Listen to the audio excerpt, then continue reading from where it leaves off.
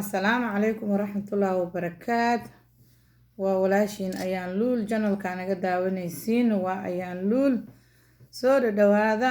Waxaan ka hadlaynaa hadduu Ilaahay yiraahdo dadka wadanka ku cusub, gaar ahaan dadka gala Canada loo yaqaano, iyo waxaan ka hadli doonaa hadduu Ilaahay yiraahdo dadka wadanka loogu yimaado, dhalinyarada wadanka cusub iyo kuwa wadanka aan ugu imaan hadduu Ilaahay yiraahdo. Abbaay warsan soo dhawo.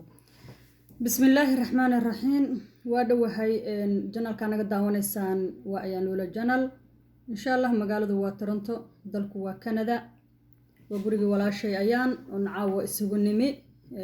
insha allah say abaayo idiin sheegtay, waxaan ka hadli doonaa waa wadanka dadka loogu yimi ee hore iyo dhalinyarada dambe ee gadaal ka soo galay.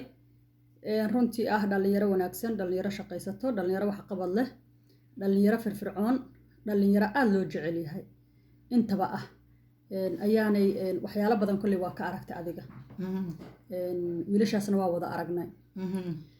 wiilal iska fiican oo firfircoon oo runtii soo saar leh oo maxaan ku rahdaa shaqaysanayo oo karti leh oo maxaan ku rahdaa maasha allah xushmadii xitaa ku dheehan tahay oo yacnaha ku xushmaynayo. haddaad ka weyn tahay ku xushmaynayo, hadduu maxaan ku rahdaa isla egtihin ku xushmaynayo. aad iyo aad runtii wiilal aad u qiimo badan. intaan ka baran karno waan ka aragnay, waana ka baranay. anigu agtaydana runtii dad badan baan ka aqaanaa. abwaana ha ahaadaan, wiilal yaro dhalinyaro ha ahaadaan, fanaaniin soo gashay ha ahaadaan. in badan horta dad wanaagsan oo fiican baan ka naqaanaa. inta badan naano haddee qof buraanburaysaan ahayo, in badan aroosyadooda waan ka buraanburaaba. ugu badnaan sanadadii hadda ugu dambeeyay ee Canada, Toronto siiba Toronto inta dadka joogay ah, yacnaa dadka ugu badan aan isleeyahay waad u buraanburtay. waxay u badnaayeen dhalinyaradii dib ka timi ee wadanka yimi. aroosyadooda maasha allahu tabaaraka allah ma laga sheekeyn karo. adiguna saad u aragta ayaana insha allah biidmillahi alkariim. aniga waxaan arkaa wiilasha kuwii iyo gabdhahaba kuwii hore noo sii joogeen allaha noo barakeeyo, kuwa soo galeen allaha noo barakeeyo. horta kuwii hore iyo kuwa dambaba kuwa kastaba way leeyihiin. kuwa horena dad xun way ku jiraan, kuwa fiicanna way wada fiican yihiin, kuwa yimidna way wada fiican yihiin. ma dheheen ayagana dad xun way ku jiraan. laakiin waxaan uga hadlayo waxay tahay 80% dadka gadaal ka yimid waa dad fiican, laakiin in yar oo fara ku tirisa ma ahan dadkoo dhan. rag iyo dumar waxay aaminsan yihiin in yar oo fara ku tiris ah. waxay aaminsan yihiin maxaa la wiilasha wadankan soo galeen oo kale inuu kiiba 3 iyo 2 naag oo kale inuu kaga soo tago Afrika. gabdhahoo kaleeto in wiilasha laga dadinayo, laga cararsiinayo. la dhahayo waxba aqoon ma yaqaaniin in la dhahayo. aqoonta waxba ma sheegayso. aqoonta waa qasab, qofku inuu aqoon leeyahay waa qasab. number 1 qofku inuu aqoon leeyahay lama diidano, diini ama maadi wuxuu aqoon inuu qofku leeyahay waa qasab. number 1 laakiin aqoon iyo aqli wada socdaa la rabaa. wiilasha haddaysa aqoon lahayn hataa aqliya leeyihiin, dhinaca diinta ka dhisan yihiin, way shaqeeyaan. marka iyaga laftkooda in xun way ku jirtaa. inta xun haddii laiska raabay inta fiican maxaa diiday in maaragta lasoo dhaweeyo. ileen waa wiilasheeni, kuwa xun allah soo toosiyo. inta fiicanna hore u socdo la dhaho, lasoo dhaweeyo. wiilasha meel kale kama imaan, waa wiilal Soomaaliyeed, waa wiilasheeni, way nala dhasheen, waa dhalnay. ma fahamti xaggee wiilasha loo fogeynaya. gabdhaha iyaga hadda kusoo biiray sidoo kale. iyagana gabdhaha iyagana maasha allah.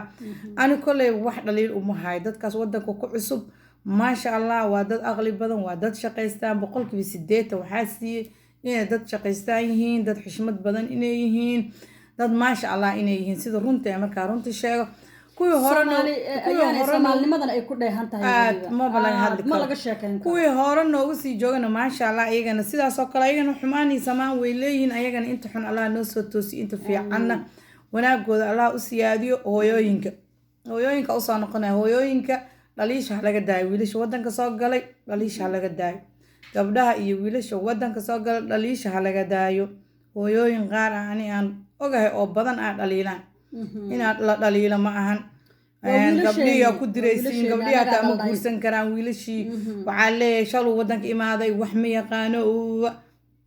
kuwa wax yaqaanaan laftirkooda kuwa aan waxaa jirta aan mas-uuliyad qaadi karin way yarta. kuwa laftirkooda wadankan ku dhasho wax ku bartay, kuwa mas-uuliyadda qaadi karaan way yartahay. ayaga laftirkooda allaha noo sahday. laakiin labada dhinacba anagaa wada dhalnay in la dhaliilin oo la fogeynin. oonan laga fogeynin aan rabnaa weli hooyooyinka ka hadlayna aabayaasha ayagana maasha allah ayagana il gooniyo ku fiiriyaan waxay dhaheen islaamihii lasoo fufuray guursadeen iyo waxyaalahaasay dhaheen maaqaan oday kasta islaantiisa ka tog waxay leeyihiin mid gala Canada been u sheegay waxaas way riixayaan islaamay kasoo tegay horta odayaasha kow ku bilaabeen islaamaha intaysa ay bilaabin islaamaha intaysa bilaabin wiilasha inay durkiyaan ay riixaan waxaa bilaabeen odayaasha bilaabeen odayaasha waxay dhaheen maxaa la habarta single mother oo laga tegay islaanta single mother oo laga tegay haddaa waxaad haysan weyso waa lagu haynaa haddaa waxaad maaragta adiga ka tagto haddaa xafidi weyso waa lagu xafida wax dhiba may suubinin wax xaaraanna may suubinin islaan hadda odageedii haysan waa oo ka tegay hadday guursaan wax dhibaataa may sameynin odayaashan wiilasha waxaan dhihi lahaa ayagana waa soo dhaweeyaan wiilasha hore usii joogay wiilashan maasha allah waxaa inay communication sameeyaan dadka isdhex galaan wiilasha inay walaaloodiin u tusiya kuwii waddanka sii joogan hataa waxay u arkaan wiilashan wiil oo dad soo dildileen oo dad soo dhaceen inay yihiin u arkaan yaa saas laiskugu tusin wiilasha hay warsanad maxaa ku darsanaysaa ayaana waxaan ku darsanayaa oo aan leeyahay horta hooyooyinka Soomaaliyeed waxaan ka codsanaynaa gabdhaha iyo wiilashu ayagaa wada dhalay ninkan markuu gabadhaada ka soo doono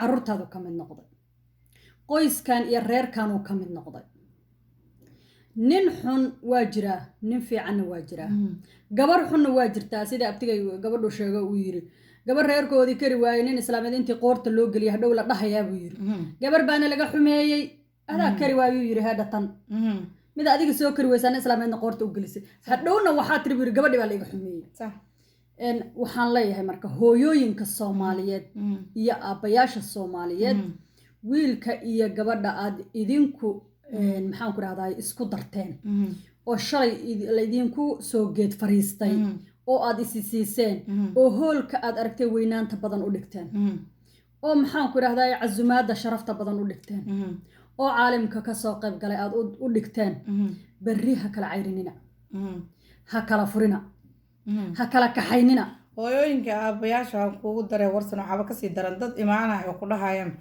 gabadhi maa lagaa soo doonaa ninka yuu yahay iyo maartay ninka miska soo waa ka hadli doonaa insha allah taas waa program dambaan ka dhigan doonaa inaan dib oga hadalna taas iyada wax badan aan ka haynaa wax badan oo goobjoog u nahay oon arkaynay oon anagu marqaati ka nahay oon hayno baan ka hadli doonaa taas sheekooyin qaar anagana qabsato wax anaga nagu dhacay maxaan ku raahdaa anaga dhagaha noo lagu shushubay oona ahayn waxaan dadka keenay ama dadka soo qaadna aan ahayn laakiin wax reality u dhacay oon anagu ognahay bataatan waxa dadka soo qaaday meeshaan lama soo fariisan waxa ka hadleen waa wax sax ah oo run ah runtii inta kale ee fikirka ah ee maskaxdeena ka soo maaxatayna waa waxaan isleenahay walaalka ku caawi oo u sheeg hadii aad ku dhaanto waxa la yiri maskax ka maqan maan walaalka bay ku jirtaa marka idin waa nala soo wadaay kartiin wixii idinka aad rabtaan waa noo sheegi kartaan insha Allah wixii fikrada wixii maxaa la dhahaa u maleynaysid inay qaladnay waa noo soo sheegi kartiin wixii fikrada waa nagu soo saa'idiin kartiin waxaa rabtiin inaad dhahdaan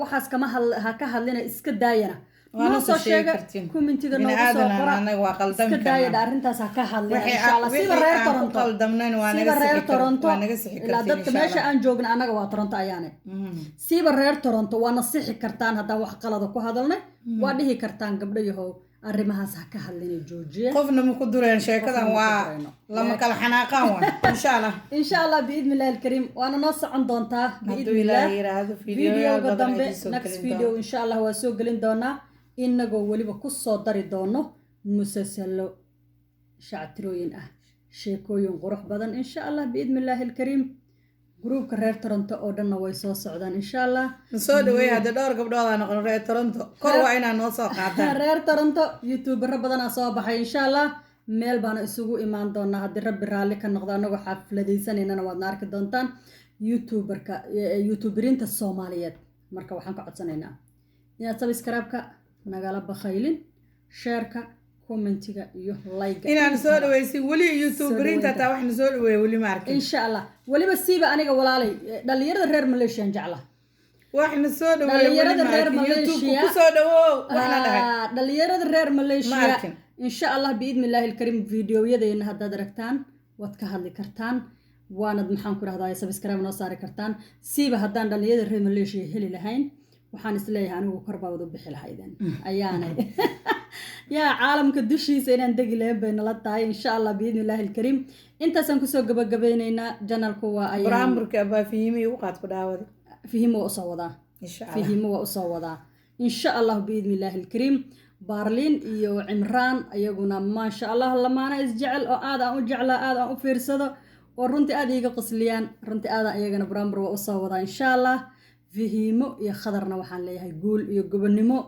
yaa waa laba qof oo aan aad iyo aad u jeclahay ana aad usula jeclahay runtii markay isla joogaan qalbigaan ka farxaa niyadaan ka farxaa waxaan dhahaa guulaysta goor iyo ayaamba cadowgiinana cagta hoosteeda laha geliyo idinkuna horay u socda labadan weligood kala teginna ahaada ee saa isu garab haysto insha allah biidni illaahi araxmaan janalka waa ayaan luula janal insha allah biidni illaahi alkariim waxaa idinla borogaraamka daadihinayana waa aniga iyo ayaan axmed abiib iyo anigoo ah warsan sheekh maxamed salaamullaahi calaykum waxaan u malaynayaa maxaa sugaysayna dee abwaanad waa idiin duceysa khalaas assalaamu calaykum waraxmatullahi wabarakaatu maasha allah